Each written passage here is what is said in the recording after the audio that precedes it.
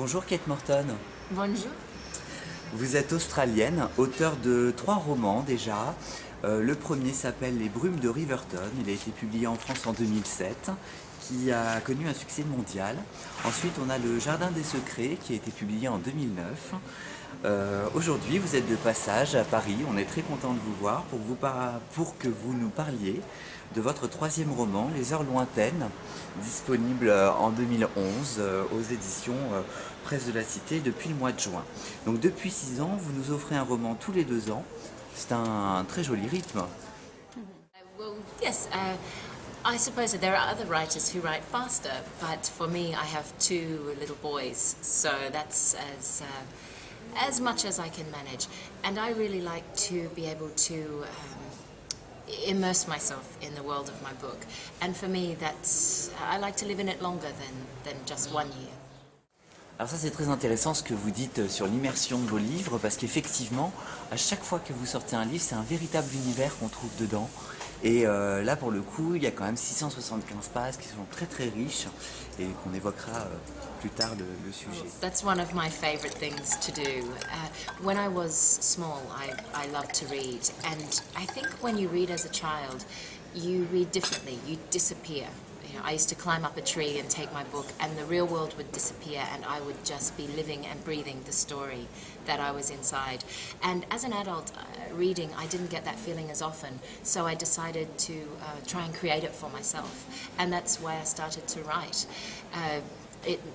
How do I do it? I guess I read and I listen to music and I look at art from the historical period I'm trying to create, and it becomes a part of me. It's not like putting on a costume. It's something that I live and breathe. One of my favorite things as a reader, as a writer, and also as a person is the relationship between the past and the present. I firmly believe that the past is with us always, that we don't move beyond it. It's in the old buildings that we look at and the relationships we have with previous generations of our families. You know, it's with us. And so for me, writing books that are partly set in the past is a great pleasure. Why the Victorian?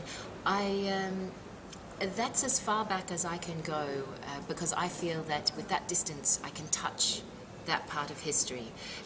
Any earlier than that and I lose contact. Whereas from the Victorian period, that's when so many of the structures of our world were being put into place. And perhaps also because people who were alive a century ago, some are still with us, so it is a tangible historical link. Les Heures lointaines commence par une lettre égarée pendant un demi-siècle et qui ne parviendra que bien des années plus tard à sa destinataire. Vous faites ressurgir le passé dans le présent de Meredith, puisque c'est la destinataire de cette lettre. Meredith n'en parle pas à sa fille qui s'appelle Eddie dans le livre.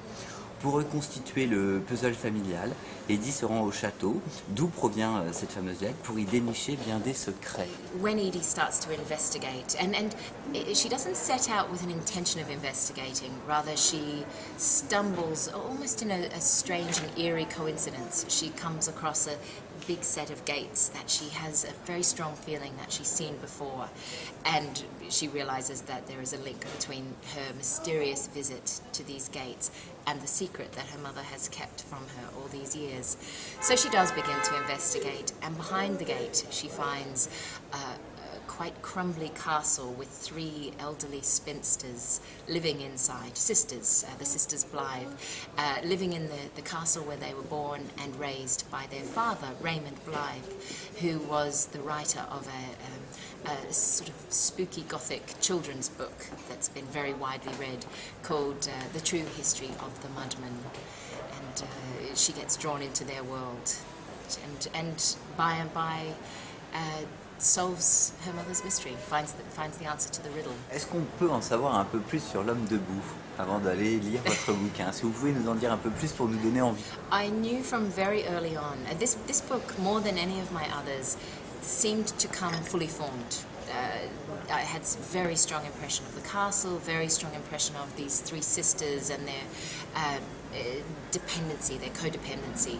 And I also knew that their father was going to be a writer who'd written a book, a bit like Peter Pan, that many, many children grow up reading, and there are pantomimes, and it becomes a part of the cultural fabric. And I knew it was called The True History of the Mudman, but I had no idea what it was going to be about. I also needed that story to be instrumental to the plot, to the mystery. I knew it was important, I had the title, but the whole time I was writing, I couldn't work out what it was going to be about. And then right at the end of the writing process, I was getting a little worried by this stage. I took myself away and into a little cottage up in the mountains to work on the end of the book. And I had given up, I was having a bad time, and I sat and looked out the window, and a big storm blew up through the trees and up the mountain. And as I watched the fog coming and I sat at this little windowsill, I had this image of a young girl at the top of a castle tower looking out, and of this, you know, deep beneath her in the moat, something starting to stir. And there it was, my mudman, and the solution to my book too.